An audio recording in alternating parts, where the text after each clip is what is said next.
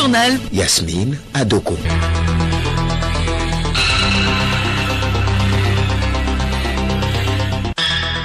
Madame, Monsieur, bonjour. Les titres de ce journal. Naruhito prend officiellement la place de son père Akihito. L'intronisation ce mardi du nouvel empereur du Japon s'est déroulée en présence de plusieurs invités, dont le chef de l'État Faure Essozimna Gnassingbé. La société civile du Togo s'outille pour la prévention des conflits et la promotion de la paix. Un atelier de 2 jours s'est ouvert ce matin à Lomé à l'intention de ses membres. Les dirigeants africains et leurs homologues russes tiennent demain et jeudi à Sochi leur tout premier sommet. Ce sera une occasion pour la Russie de montrer qu'elle est une puissance d'influence mondiale. Et puis sport football, le Real Madrid d'Espagne et Tottenham d'Angleterre avec 1 point chacun jouent sous pression ce soir lors de la 3e journée de la Ligue européenne des champions. 4 matchs ont lieu ce mardi pour boucler la phase aller.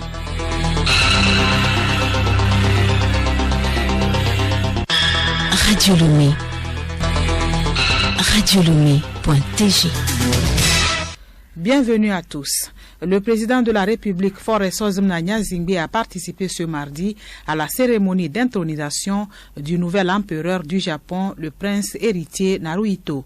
Ce dernier a officiellement proclamé son accession au trône à la suite de l'abdication le 30 avril dernier de Akihito, 125e empereur. Le chef de l'État exprime ses chaleureuses félicitations et celles du peuple togolais au nouvel empereur intronisé. Sachez que le Togo et le Japon entretiennent de bonnes relations d'amitié et de coopération. La dernière visite du président Faure Essozimna Gnassingbé dans ce pays remonte à août dernier pour la 7e conférence internationale de Tokyo sur le développement de l'Afrique, TICAD. À l'Assemblée nationale, la 4e séance plénière de la 2e session ordinaire de l'année 2019 s'est ouverte ce matin. Les travaux qui se déroulent à huis clos portent sur l'examen du projet de budget de l'Assemblée nationale gestion 2020. Nous y reviendrons dans nos prochaines éditions. Les 35 membres à raison de 5 par préfecture des collèges préfectoraux des sages pour le parti politique Union pour la République de la région des Savanes ont été officiellement installés hier à Dapaon. Cette cérémonie a été présidée par une délégation du Bureau national du mouvement des sages pour unir, conduite par son président, professeur Charles Kondi Agba. À Top Dapaon, Léontine Tediou. Après son congrès tenu en janvier 2018 à Kara, le mouvement des sages du parti Union pour la République devait procéder à l'installation de ces démembrements que sont les collèges préfectoraux des sages dans chaque préfecture du pays. Ces collèges ont pour mission d'animer la vie du mouvement, de répertorier les sages dans chaque région et de leur faire parvenir les mots d'ordre du parti en temps voulu. Ils sont aussi chargés de se mobiliser pour soutenir la politique de développement, de paix et de cohésion sociale de leur champion, qui est le président fondateur du parti, et de préparer le terrain pour les échéances électorales de 2020. L'occasion donnée au président du mouvement des sages pour unir professeur Charles Kondi Agba de faire un exposé sur les réalisations du programme social du président Faure Gnassingbé, de rappeler les enjeux politiques avec les différents accords ayant abouti aux différentes élections et d'expliquer le plan national de développement dans ses axes prioritaires avec les avantages et l'intérêt qu'il suscite pour chaque couche socio-professionnelle du pays. Dans son mot de bienvenue, le secrétaire général Unurton Doussi Lardja a souligné que l'installation des délégués préfectoraux était une cause noble et un moment ultime dans la vie de leur parti eu égard aux échéances de 2020 qui s'annoncent. Léontine Teteho, Arokemowe à Top Dapon pour Radio Lomé. Écoutez Radio Lomé sur le web sur le www.radiolomé.tg. Améliorer la productivité des maraîchers de la zone du littoral, les femmes et jeunes hommes du secteur sont à l'école des bonnes pratiques culturelles depuis ce mardi à Aneho. Il s'agit de renforcer les connaissances de 250 personnes sur la base de la production maraîchère durable en vue de contribuer à l'amélioration des rendements et des revenus des producteurs. Hortense Djoua. La formation qui s'inscrit dans le cadre du projet renforcement par des activités génératrices de revenus de la résilience des femmes et des jeunes de la zone du littoral du Togo face au changement climatique vise à outiller et à accompagner les maraîchers dans la mise en application des bonnes pratiques culturelles. Tchae Nandja, coordonnateur du projet. Les maraîchers ne maîtrisent pas les nouvelles techniques de production maraîchère. C'est pourquoi dans le cadre du projet, nous avons pensé former 250 maraîchers de la zone littorale du Togo sur les techniques de production intensive et durable des cultures maraîchères. Nous attendons que ces femmes maîtrisent mieux les nouvelles techniques de gestion durable des sols, les nouvelles techniques de lutte contre les maladies et les ravageurs. Nous attendons de ces femmes une certaine amélioration de la productivité agricole et maraîchère. Les activités qui se feront en salle et sur le terrain concernent 250 producteurs, dont 200 femmes et 50 jeunes hommes. Écoutons respectivement Padonou à Kwete et Hunzangbe à Kosiwa, maraîcher à Gumukope. Il y a la carotte, il y a les betteraves à sucre, les concombres, et la corette aussi, communément appelée à démine. Après des recherches, on va arriver à augmenter les trucs côté rendement. Et même par rapport à nos comptes d'exploitation, il y a des trucs qu'on ne savait pas. Mais avec la formation, ça peut nous faire un côté pour l'amélioration de notre activité. J'arrive à nourrir mes enfants. À cause de la marchandise que j'ai en train de gagner un peu de quelque chose pour les nourrir. La formation va nous aider à améliorer notre manière de travailler. Les 250 maraîchers des villages de Nimanya, Avepozo, Agbodrafo, Gumukope, Kwenu et Abalokonji seront formés jusqu'au 6 novembre prochain. Un atelier de renforcement de capacité à l'endroit de la société civile s'est ouvert ce matin à Lomé en prélude à la mise en place au Togo de la plateforme de la société civile pour la consolidation de la paix et le renforcement de l'État CSPPS. Mathieu Voisic, officier programme à CSPPS, explique les raisons de l'installation de la plateforme au Togo. Alors une équipe pays au sens de la plateforme CSPPS, c'est une équipe constituée d'organisations de la société civile locale. Elle est là pour représenter les aspirations de la population togolaise. Et elle est là pour venir en appui au gouvernement. Le gouvernement peut beaucoup et il doit être à la barre de son plan national de développement. Nous sommes les premiers à le reconnaître, mais le gouvernement l'a aussi reconnu, de par son adhésion au GC+, que la société civile a également quelque chose à apporter. Et si elle est prête à jouer dans le cadre de ce dialogue international. La rencontre de 2 jours va permettre aux organisations de la société civile de se familiariser avec les objectifs du Plan national de développement PND, les objectifs de développement durable ODD et les principes du New Deal. Claire Kenom, coordinatrice des programmes à l'ONG Floraison. Il est important pour nous de nous retrouver pour avoir cette plateforme de la société civile pour l'édification de la paix et le renforcement de l'État. Notre pays, le Togo, a adhéré au groupe sur l'édification de la paix, le renforcement de l'État, de ce qu'on appelle le New Deal pour les pays fragiles. Donc il est important que les citoyens aussi s'organisent pour accompagner le gouvernement, les universitaires et les experts à animer cet espace de dialogue pour le développement. L'avènement des objectifs de développement durable et le programme national de développement donne encore les raisons pour lesquelles nous devons nous organiser pour accompagner les programmes de développement. Rappelons que CSPPS est un réseau mondial réunissant les acteurs de la société civile, les experts et les universitaires des pays du Nord comme du Sud. Sa mission est de prévenir les conflits et de promouvoir la paix dans les pays fragiles. Une équipe pays de la CPPS sera mise en place à la fin de l'atelier.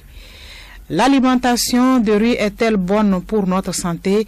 L'Association togolaise des consommateurs ATC attire notre attention sur les différents mets proposés au bord de la route. C'est le contenu du magazine produit par Agathe Belei. Présentation Angèle Outondi. Dans nos sociétés, la rue propose souvent des plats suivants: le riz et ses dérivés, le haricot, l'igname et le manioc fumé et la bouillie de maïs et divers jus. Comme Madame Célina, revendeuse au quartier administratif de Lomé, elles sont nombreuses, ces femmes, à exposer ces types d'aliments. J'ai commencé à vendre il y a de cela 3 ans. Chez moi, les gens consomment, et ceci à cause de ma sauce. Je ne peux pas vouloir servir aux clients de mauvais aliments. Je n'ai pas certes un carnet de santé. Cependant, j'ai à ma possession un carnet de contrôle. Tous ces mets sont consommés par des individus de tout âge.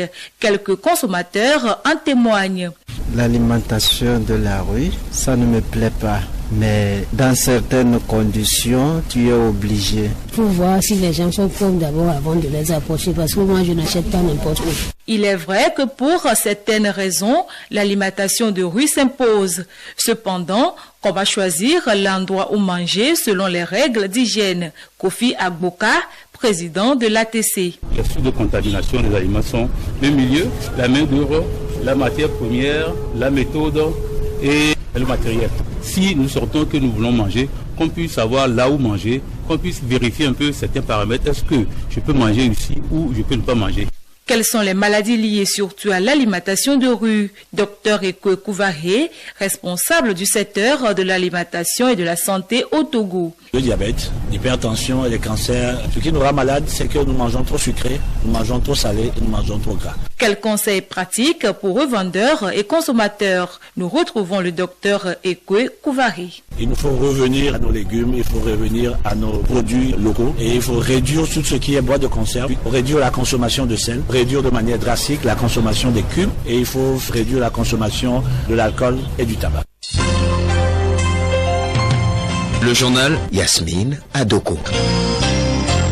À l'étranger, au Burkina Faso, les prix du carburant à la pompe connaissent une hausse depuis hier. Le litre du super qui était à 657 francs est désormais à 670 francs, tandis que le litre du gasoil précédemment à 571 francs est maintenant à 580 francs CFA.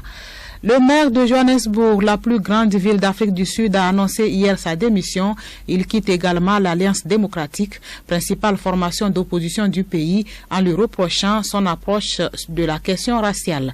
En effet, la cause de sa démission est l'élection à la tête du conseil fédéral du parti de son ancien chef qui mène une fronde contre le patron du parti. La Russie veut être plus présente en Afrique. Moscou se tourne vers le continent pour des partenariats dans les mois à venir. Le président Vladimir Poutine préside demain mercredi et le lendemain jeudi le premier sommet Russie-Afrique. Gabriel Aïna. Un seul objectif pour ce sommet, explique le Kremlin, montrer que la Russie a beaucoup à offrir aux États africains. Une trentaine de dirigeants et plusieurs milliers d'intervenants sont attendus. Nous sommes en train de préparer et de réaliser des projets d'investissement avec des participations russes qui se comptent en milliards de dollars, a souligné le président russe Vladimir Poutine.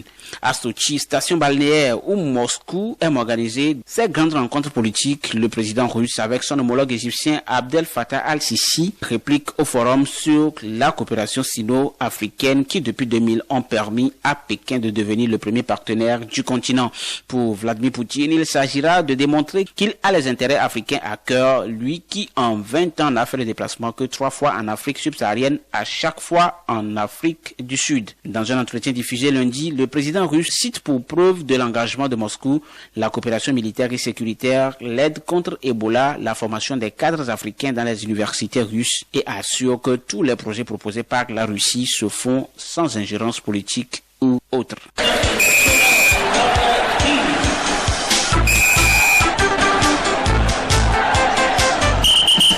Ligue européenne des champions de football, 3e journée. Les rendez-vous de ce mardi ont lieu dans les groupes 1, 2, 3 et 4. Théophile Dandako. Les affiches du groupe 1 opposent Galatasaray de Turquie au Real Madrid d'Espagne. En 6 précédentes rencontres, le Real Madrid a gagné 5 fois.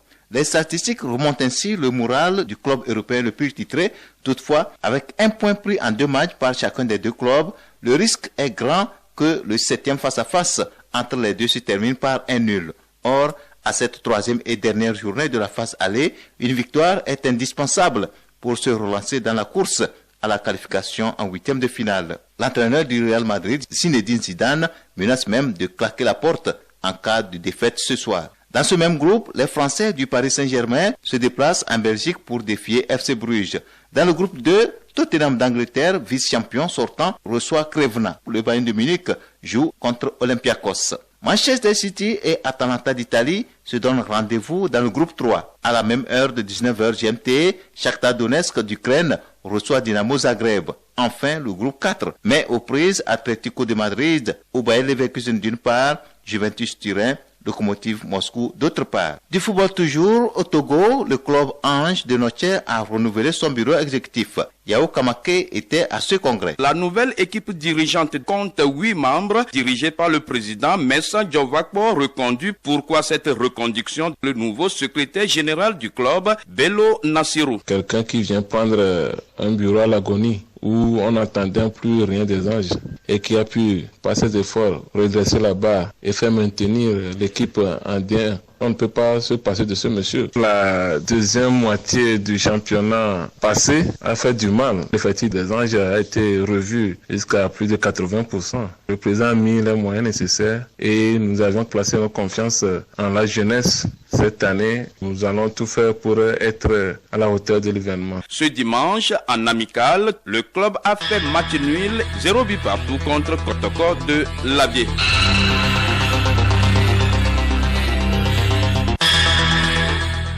Cette édition s'achève. En voici les principales articulations.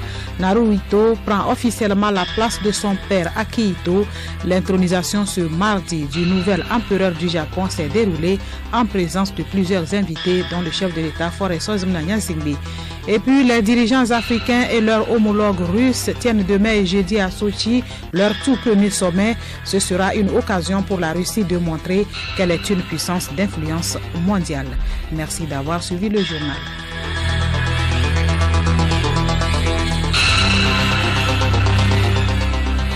Radio Lomé. Radio Lomé, boîte postale 434, email radiolomé@radiolomé.tg. radiolomé.tg